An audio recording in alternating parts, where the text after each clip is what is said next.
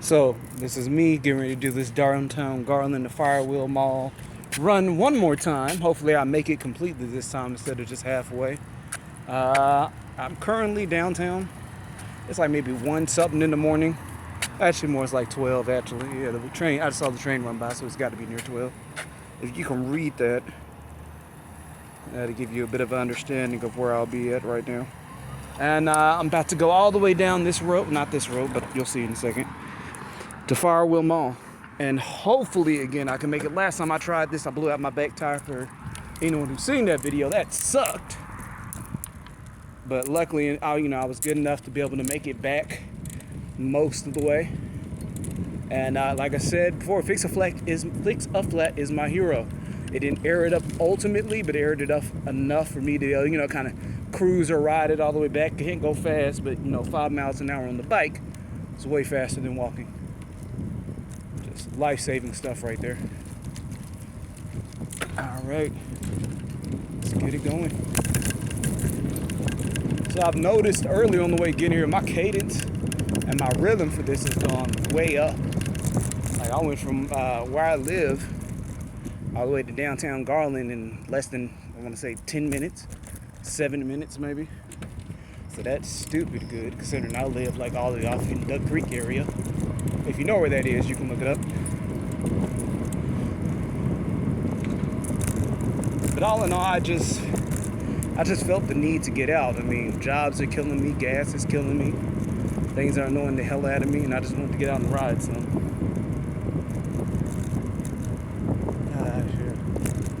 Which takes me back, oddly, to the days of when I was a kid. So real quick, I'm gonna give a shout out to my mom and dad getting on me and yelling at me when I was a kid. My sister who had a car and didn't always give me a ride when I wanted to ride. Just living in an area that didn't have, the bus system or the train system, so the only way to get around was biking. And honestly, I think that made me a better person. I think the craziest part is I have never been pulled over. Right now I'm on the Ridgeline bike, the green, yellow, and the green, yellow, and blue one, or teal, depending on how you want to put it.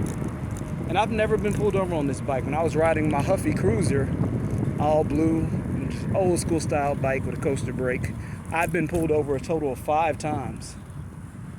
I think we'll start with that story first, though. That's my brakes. I know I gotta tighten them up. Don't get on me. But the first time I got pulled over is when I had my own apartment, 1 bedroom, and all I had was my bike to get to where I was going. And so I was working at Kohl's Distribution Center at the time, which is out in DeSoto if you've ever been there. Pretty decent place to work. I mean, they did do me bad later on, but it's not a horrible job. I'll put it that way. They don't ask you to do too damn much like other, companies in Texas might. But I was riding to work. I'd already had a couple late occurrences, and I went to swap from lane to lane. So I basically was like over here on the corner, and I wanted to swap all the way to the other side over there. And so I crossed at a cross-like section, and this these 2 officers and a black SUV pulled up on me. Woo, woo. First thing he does when we hop out, and good morning, sir, how are you doing? First thing he says, you made an illegal turn, right? And I was like, no, I didn't make an illegal turn. As far as I know, what I'm doing is legal. And, some people would say that I'm being an ass for telling them that, but, if you don't know the bike laws, please allow someone who's actually took the time to study them to let you know. I can cross in that area. He was like, and then he said some dumb stuff. He was like, well, you're supposed to wear a helmet in the state of Texas. I was like, no, that's optional for bicyclists and motorcyclists, technically. And, then he just went down the list of things that I guess someone told him to say if he was going to stop somebody on a bike.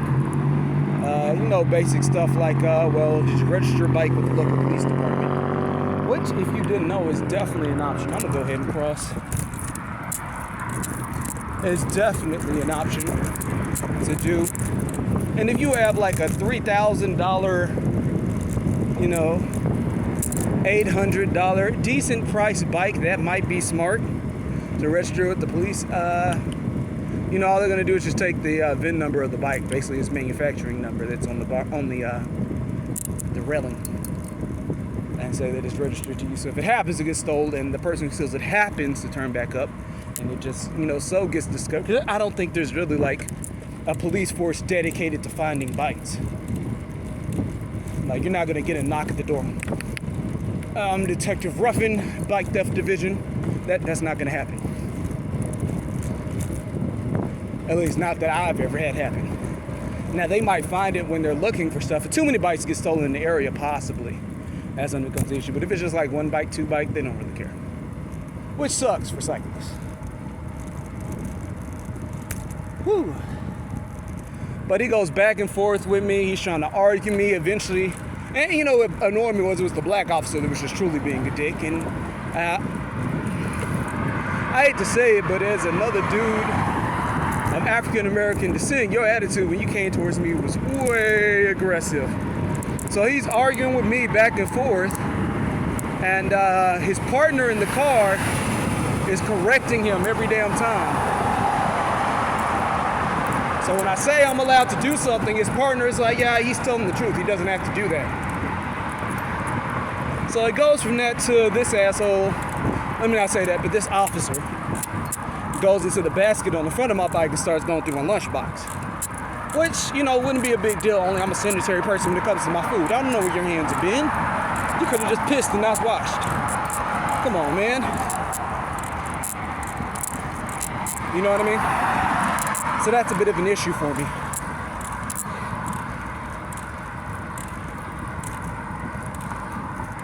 But I confront him on that. He gets aggressive even more so. Somebody's gonna take me to jail.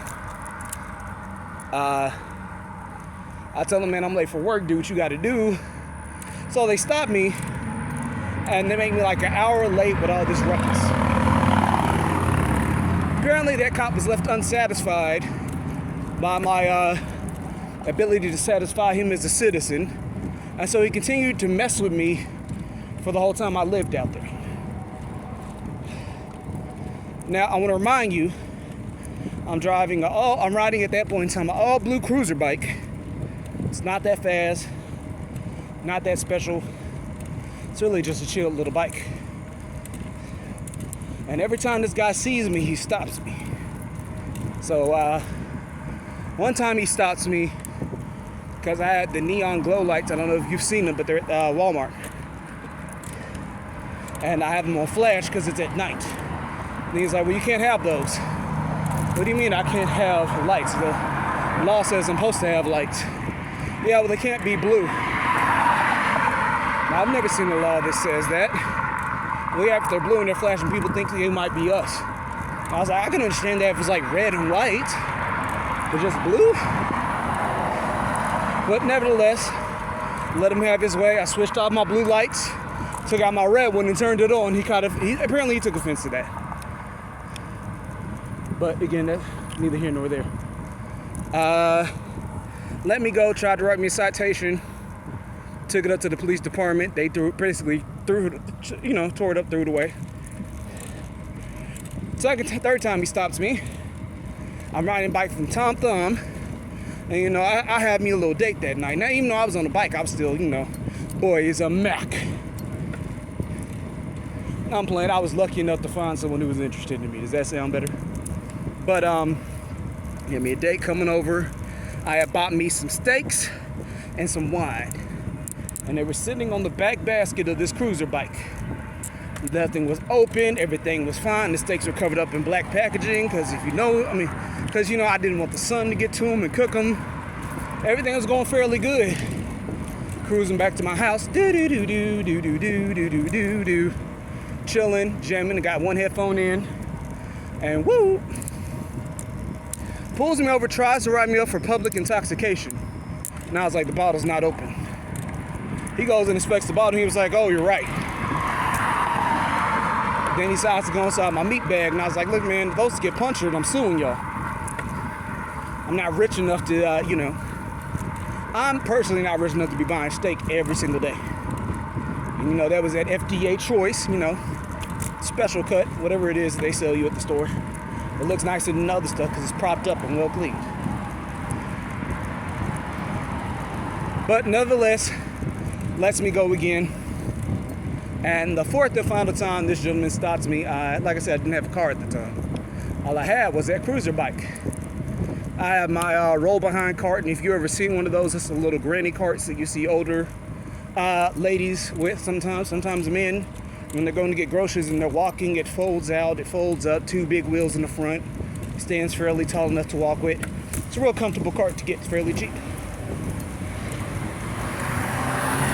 And what I have in it is all my dirty clothes. So I'm on my way to the laundry store, la la la la la la la. Yet again, woo! I look back, guess who it is? Officer Butthead. So he looks at me, he says, what you got inside the case? No, he says, what do you have inside the container? And I was like, my dirty clothes. Of course, they were tied up in another bag, because, you know, if you ever seen the container I'm talking about is mostly wire. So he opens up one of the bags, says he has to check it because it looks suspicious, reaches in, and he doesn't know this. I know this, but the bag that he's touching, the bag that he's touching is my underwear bag. Nothing but underwear and socks. So he's feeling around. He's like, what's this moist stuff? Is this drugs? And I was like, oh no, no drugs in there. You know what I mean? And rubs his hand around her a little bit, pokes the other bag, taps it a couple times, see if anything's solid inside of it. Takes his hand out. I was like, look, man, if I was you, I'd go wash my hands now. He was like, wow. I was like, 'cause you just had your hand all up in my dirty drawers.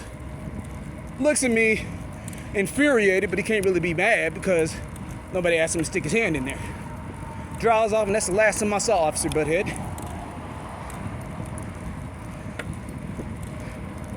It was just a very weird situation. I've never seen somebody press me that hard about having a bike.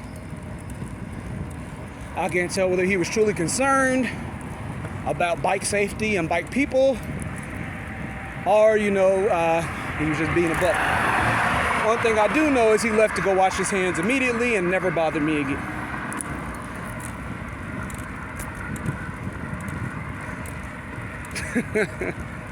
But yeah, it's been a couple times. I think the only other time I was stopped on that bike was when I was riding from downtown, well, DeSoto to downtown Dallas, which I think is my fastest ride ever. I don't know how many miles it is on the map, but if you look it up, it's probably about a good 14, 15, maybe 20, but I did that in under an hour.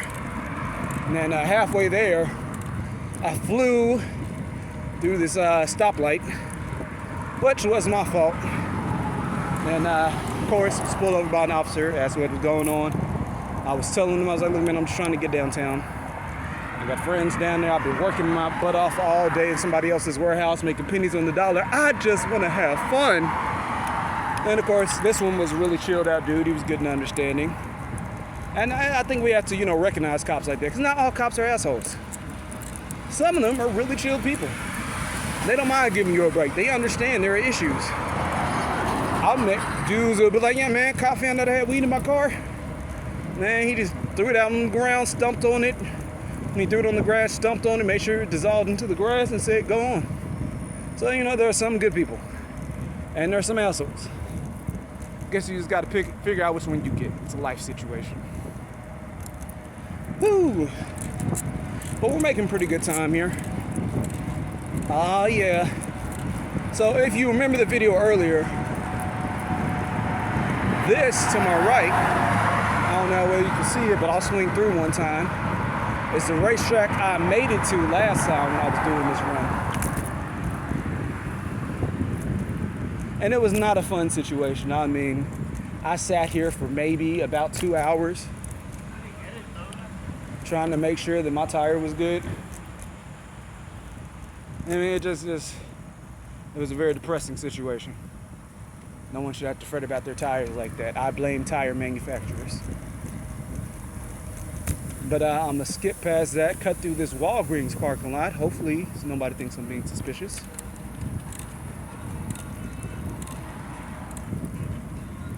Now, I find that creeping, like the restaurant's closed, and you can hear it now. the music is still playing, that's creepy as hell to me. Like, it's nothing like riding past a place and it's like the building is singing to you.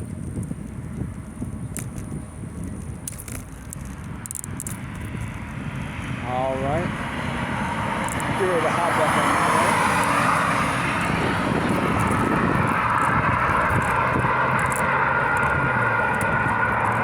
But it looks like we're gonna make it today or tonight.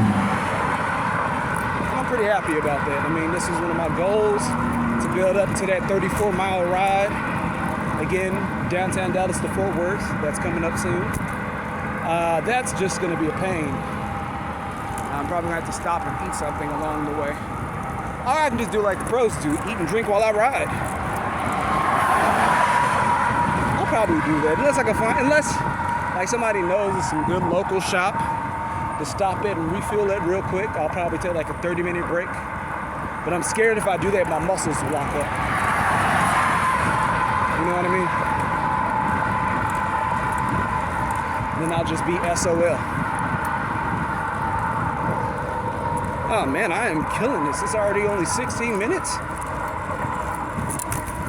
Let's get a little bit more speed on it. So one of the things I learned recently while studying biking is that a lot of us pedal wrong. We mash the pedals, when instead you're supposed to turn with the pedals. And it sounds really simple to do, but if you've ever been in this situation, it's quite hard to figure out exactly what you're doing wrong.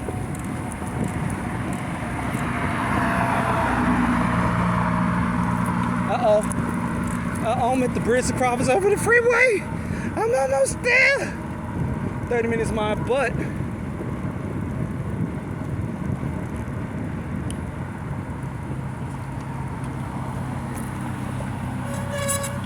Whoop. There we go. I'm gonna have to tighten up that one just a little bit.